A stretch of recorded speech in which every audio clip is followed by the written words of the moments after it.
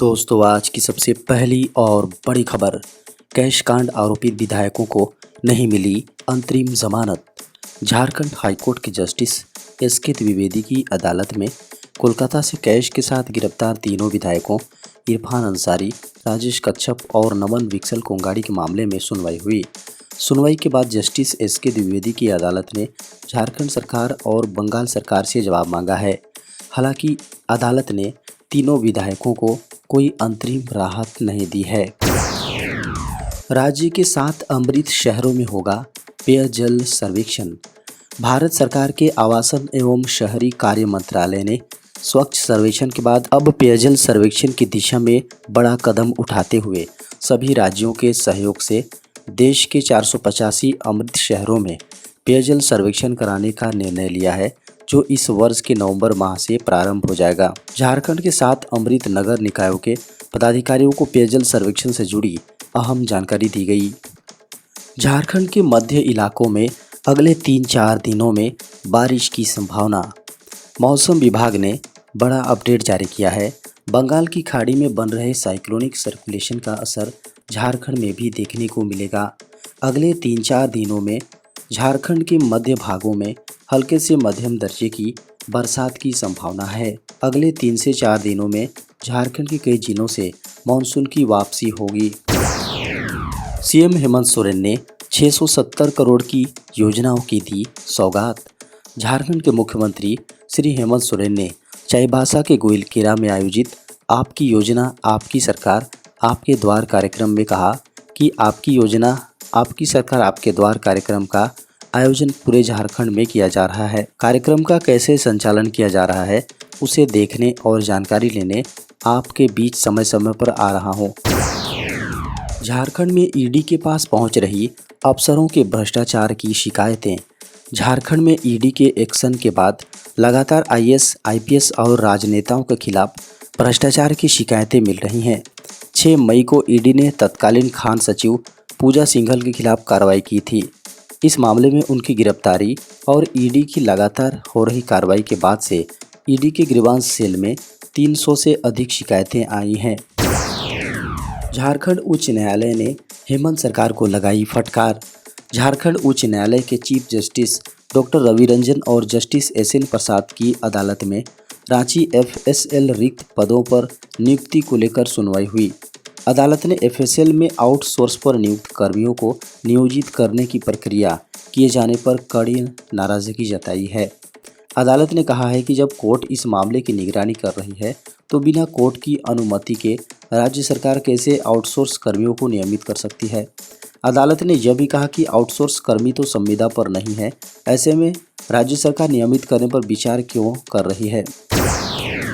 शिक्षा मंत्री जगन्नाथ महतो ने कहा नहीं हटाए जाएंगे आकलन परीक्षा पास करने वाले पारा शिक्षक। शिक्षा मंत्री जगन्नाथ महतो ने कहा पारा शिक्षक की सहमति से सेवा शर्त नियमावली बनी है। बिहार में आकलन परीक्षा में फेल होने पर सेवा समाप्त करने का प्रावधान है। झारखंड में आकलन में फेल होने पर भी सेवा समाप्त नहीं होगी। बिहार में परीक्षा के लिए 3 अवसर मिलेगा, झारखंड में 4 अवसर मिलेगा। राज्य में पिछली सरकारों ने नियुक्ति पर ध्यान नहीं दिया। राज्य में शिक्षकों से लेकर प्रधानाध्यापक तक के पद रिक्त हैं। नियमावली बनाई है और नियुक्ति प्रक्रिया भी शुरू हो गई है। जेसीईसीईबी ने मांगा यूजी नीट के सफल अभ्यर्थियों से आवेदन। झारखंड संयुक्त प्रवेश प्रतियोगिता परीक्षा परिषद यानी जेसीईसीईबी ने झारखंड के यूजी नीट सफल 15,154 अभ्यर्थियों से राज्य स्तरीय मेडिकल काउंसिलिंग के लिए आवेदन मांगा है।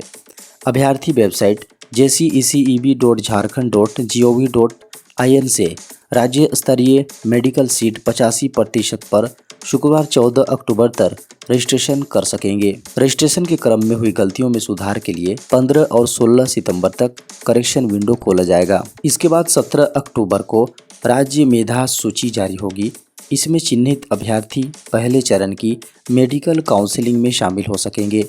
चॉइस फिलिंग से पूर्व परिषद राज्य के मेडिकल कॉलेजों में मौजूद एमबीबीएस, बीटीएस और होम्योपैथी सीटों की जानकारी सीट मैट्रिक्स के जरिए देगी। झारखंड में 3 गुना बढ़ी छात्रवृत्ति की राशि। सीएम हेमंत सोरेन ने कहा है कि छात्रों की छात्रवृत्ति की राशि 3 गुना बढ़ा दी गई है। झारखंड के 35 लाख बच्चों को इसका लाभ मिलेगा। आर्थिक तंगी से जूझ रहे बच्चों को सरकार पढ़ाएगी। सीएम ने झारखंड के बाहर काम करने वाले श्रमिकों से वापस लौटने की अपील करते हुए कहा है कि सरकार उन्हें झारखंड में ही रोजगार देगी। वह झारखंड मंत्रालय स्थित सभा कक्ष से गुरुवार को आपकी योजना आपकी सरकार आपके द्वार अभियान के दूसरे चरण के सफल क्रियान्वयन के संबंध में सभी प्रमंडलीय आयुक्त व जिलों के उपायुक्तों के साथ वीडियो कॉन्फ्रेंसिंग के माध्यम से समीक्षा बैठक कर रहे थे। स्मार्टफोन कंपनियों पर गिर रही गाज, अब 4G नहीं 5G हो अपडेट। इस महीने की शुरुआत के साथ ही 5G का आगाज हो चुका है। प्रधानमंत्री मोदी 5G इंटरनेट सेवा लॉन्च कर चुके हैं, जिसके बाद से ही 5G इंटरनेट सेवा की चर्चा मार्केट में तेज हो गई है। 5G के आने से 5G स्मार्टफोन का मार्केट भी धीरे धीरे गति पकड़ने लगा है। देश में सस्ती कीमत पर 5G स्मार्टफोन उपलब्ध करवाने पर जोर दिया जा रहा है। वहीं दूसरी ओर 5G internet service 4G smartphone निर्माता कंपनियों के लिए खतरे की घंटी बजाने लगा है। माना जा रहा है कि बहुत जल्द 4G स्मार्टफोन का मार्केट सिमटकर ख़त्म होने की कगार पर होगा। बीते बुधवार को टेलीकॉम डिपार्टमेंट स्मार्टफोन निर्माता कंपनियों की मीटिंग हुई है, जिसमें इस बात के संकेत मिले हैं। दरअसल हाल ही में हुई इस मीटिंग में 5G अपडेट को लेकर बातचीत हुई है। मीडिया खबरों को माने तो स्मार्टफोन निर्माता कंपनियों को 5G सॉफ्टवेयर अपडेट देने की बात पर जोर दिया गया है। इसके लिए सरकार ने स्मार्टफोन निर्माता कंपनियों को 3 महीने का अल्टीमेटम भी दिया है। वहीं माना जा रहा है कि इस साल के आखिर तक सभी स्मार्टफोन में 5G अपडेट मिलने लगेगा। शिक्षा मंत्री का बड़ा फैसला, अब एक बार में होगी मैट्रिक इंटर की परीक्षा। झारखंड में अब मैट्रिक और इंटरमीडिएट के साथ 8वीं 9वीं और 11वीं की एक ही परीक्षा होगी। मैट्रिक व इंटर की परीक्षाएं OMR शीट और उत्तर पुस्तिका पर होंगी, जबकि 8वीं 9वीं व 11वीं की परीक्षाएं सिर्फ OMR शीट पर ली जाएंगी। इन परीक्षाओं का आयोजन फरवरी-मार्च में किया जा सकेगा। यह फैसला गुरुवार को शिक्षा मंत्री जगन्नाथ महतो की अध्यक्षता में हुई झारखंड एकेडमिक काउंसिल के अध्यक्ष और सचिव व अन्य शिक्षा अधिकारियों की बैठक में लिया गया। इस बाबत शिक्षा मंत्री ने शिक्षा सचिव को पत्र लिखकर एक बार में परीक्षा लेने की अधिसूचना जारी करने का निर्देश दिया है। शिक्षा सचिव अब जैक को एक बार में ही परीक्षा लेने की अधिसूचना भेजेंगे। इसके बाद जैक परीक्षा की तैयारी में जुट जाएगा। MS धोनी ने T20 वर्ल्ड कप नज़दीक आते ही शुरू की प्रैक्टिस। सबकी नज़रें भारतीय क्रिकेट टीम की तैयारियों को लेकर है, जो ऑस्ट्रेलिया में T20 विश्व कप खेलने के लिए डेरा डाले हुए है। रोहित शर्मा की कप्तानी में भारतीय टीम खिताब के लंबे समय से चले आ रहे सूखे को ख़त्म करने की कोशिश करेगी। आखिरी बार 2013 में भारत ने महेंद्र सिंह धोनी की कप्तानी में चैंपियंस ट्रॉफी जीती थी।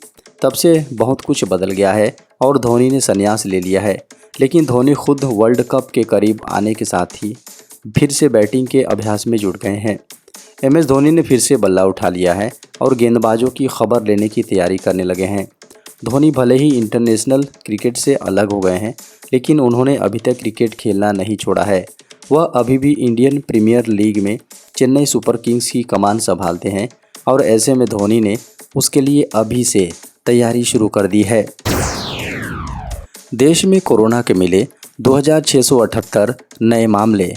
केंद्रीय स्वास्थ्य मंत्रालय के शुक्रवार के आंकड़ों के अनुसार भारत में शुक्रवार को पिछले 24 घंटों में कोविड-19 के 2678 नए मामले दर्ज किए गए, जबकि इससे एक दिन पहले यानी गुरुवार को 2786 संक्रमित मामले सामने आए थे।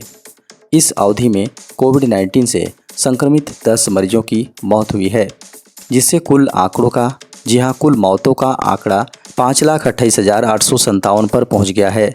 वहीं 2,594 मरीज कोरोना से रिकवर भी हुए हैं। कोरोना वायरस से रिकवर होने वाले मरीजों की संख्या बढ़कर 4,40,68,557 हो गई है, जिसके चलते रिकवरी दर 98.76% दर्ज किया गया है। इस बीच डेली पॉजिटिविटी रेट 1.13% है, जबकि वीकली पॉजिटिविटी रेट 1.077% है। साथ ही इसी अवधि में देश भर में कुल 2,37,952 कोरोना टेस्ट किए गए हैं, जिससे कुल संख्या बढ़कर 89.81 करोड़ से अधिक हो गई। दिवाली से पहले आई बड़ी खुशखबरी, थोक महंगाई दर घटी। महंगाई के मोर्चे पर आम आदमी के साथ मोदी सरकार को लंबे समय बाद बड़ी राहत मिली है। खुदरा महंगाई दर के 5 महीने के उच्च स्तर पर पहुंचने के बाद थोक महंगाई दर पर राहत मिलती नजर आ रही है। जून में 15% के पार पहुंचने वाली थोक महंगाई दर में गिरावट देखी जा रही है और यह अगस्त 12.41% के मुकाबले घटकर 10.70% पर पहुंच गई है।